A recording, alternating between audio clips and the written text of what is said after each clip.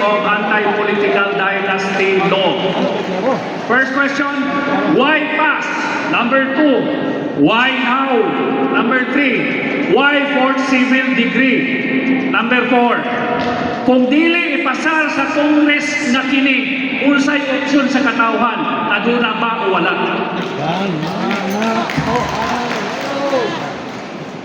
Ang pangutana nako is, ngano ganing dunay anti-political dynasty law sa 1987 Constitution? Tungod kay ang nasod Pilipino atong gipasar nga yes ang 1987 Constitution, of course in 1987. Year 1987. Why? Because a year before that, atong gipalagbot ang diktaturyang Marcos. Ang Marcos regime, nagpagulyanan siyang political family o katong iyang mga crony. Munang atong nasod nagkabangkaruta. Munang ang framers sa 1987 Constitution, gibutang niya that political dynasty is hereby prohibited. Ang problema kay ibutangan man niya subject as may be provided by law. Dapat katong kulatilya nga as may be provided by law, wala na utang kung lagi butang. Para ma-define na nato, dili na siya pwede kay the evil that we want to avoid is the concentration of power in government and resources into one or two family.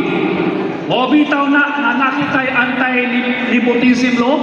Kung ikaw mayor o governor, bawal i-appoint mo imo'y gustoon pagka-treasurer or budget officer tungod kay chances are there would be corruption in government, which happened in our present day reality. O bitaw ka na dili lang ang anti-political dynasty law, including the party list ng gi-hijack sa mga sapian. I'm sorry to tell you that. I'm sorry to tell you that. I'm sorry to tell you that. The 1987 Constitution, the preamble states, we, the sovereign Filipino people, imploring the aid of Almighty God to establish a government that embody our ideals and aspirations. And the Constitution said, to secure to ourselves and our posterity the blessings of independence and equality, kaangayan sa tanan. So dili pwede nga usa o duha lang kapamilya ang magrinda sa atong pangamanan.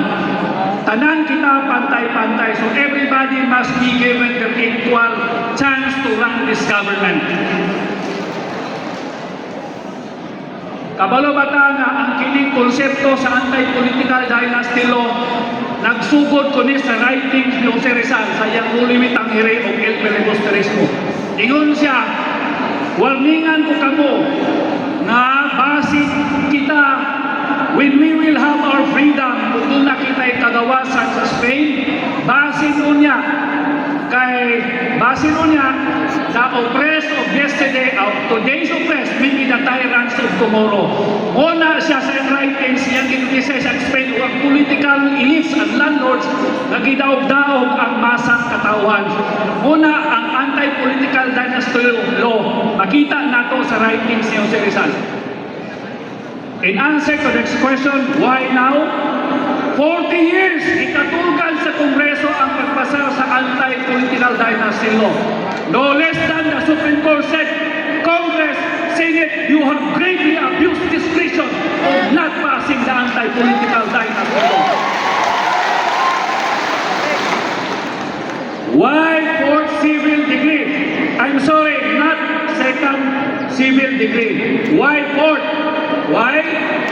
To be consistent and in harmony with anti-nepotism law, kung mayor ka, hindi pwede nimo i-appoint treasurer, budget secretary, or what within the fourth civil degree. Why? What's the evil we want to avoid?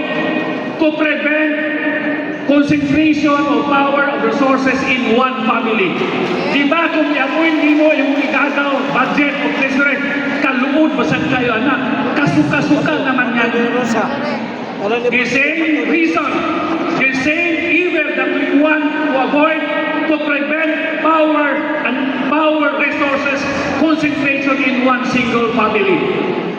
Kung ibutang nimo nga second civil murata o murata usa ba yan, gusto ta nga nasod nga gawas no to dili. We cannot be half free and half slave. So kung 14 degrees sa nepotism, then so be it in the anti-political dynasty law. Yes, ay mga may pamilya nga maayo, yes. Pwede ba pagkahuman sa usa? Pwede ba nga dili magduman? Nobody has the monopoly of knowledge and idea insofar as the Filipino nation is concerned. Pwede magdungan ba sa korupsyon?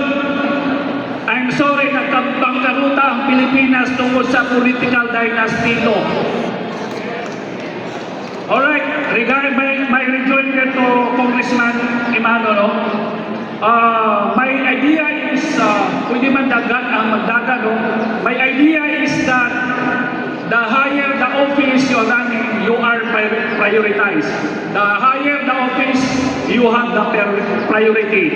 Number 2, o pareho mo o position na dadanan or municipalities, the larger the constituent is, you are the priority. If not the higher the priority or the larger the constituent the priority, then the first 1 to 5 shall be the priority. That's my idea on that. Unsay mahitabo kung dili ipasa sa Kongreso na ni the House of Representatives and Senate kini anti-political dynasty law, doon na ba kita option ang tubag na we will initiate People's Initiative to pass this anti-political dynasty law. Daghang salamat. Thank you. Just for the information.